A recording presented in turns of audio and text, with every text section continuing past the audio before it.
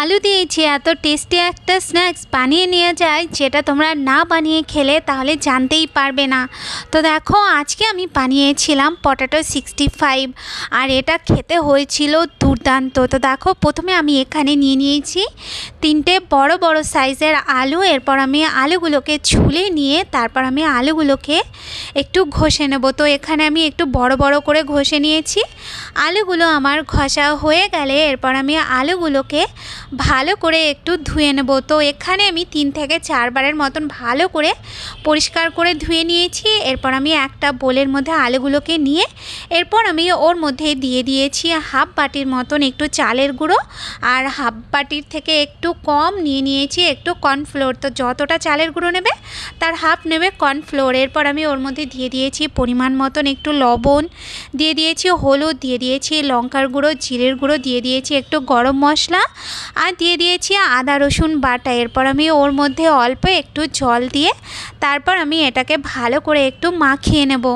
এরপর আমি মিডিয়াম গরম তেলের মধ্যে এইগুলোকে ছোট ছোট বড়ার আকারের মতন আমি দিয়ে দেবো। তো এখানে আমি গোল গোল করে দিয়েছি। সবগুলো দেওয়া হয়ে গেলে এরপর আমি একটু সময় ওয়েট করে তারপর যখন হালকা একটু ফ্রাই হয়ে গেছে এরপর আমি এইগুলোকে একটু উল্টিয়ে দিয়েছি যাতে করে অপর সাইডটাও ভালো করে ফ্রাই হয়ে যায়। তো দেখো এগুলো ফ্রাই হয়ে গেছে। এগুলো যখন এরকম গোল্ডেন কালার হয়ে আসবে তখন আমি এইগুলোকে উঠিয়ে নেব।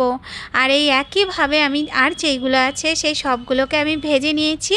এরপর আমি কড়াইয়ের থেকে বেশ কিছুটা তেল কমিয়ে রেখে এরপর ওই তেলের মধ্যে আমি দিয়ে দিয়েছি 1.5 চামচের মতন আদা কুচি আর 1 চামচের মতন রসুন কুচি। এরপর আমি হালকা করে এগুলোকে ফ্রাই করে নিয়ে তারপর আমি ওর মধ্যে দিয়ে দিয়েছি একটু লঙ্কা কুচি আর দিয়ে দিয়েছি কারি পাতা।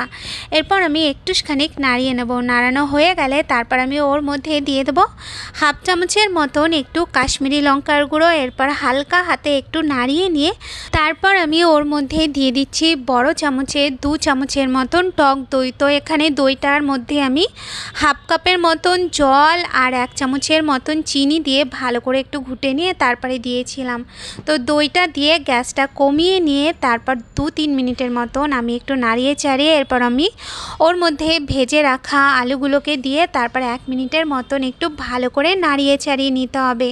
তো এই যে দেখো আমাদের আলুর তৈরি স্ন্যাক্স দেখতে কতটা সুন্দর হয়েছে আর এটা খেতেও কিন্তু দুর্দান্ত হয়েছে। তো এই পটেটো 65 তোমাদের যদি ভালো লাগে তাহলে তোমরা অবশ্যই একবার বাড়িতে বানিয়ে দেখো। আর রেসিপিটা ভালো লাগলে লাইক কমেন্ট আর শেয়ার করতে ভুলো না। আর আমার রেসিপি ভালো লাগলে আমার চ্যানেলটাকে সাবস্ক্রাইব করে দিও।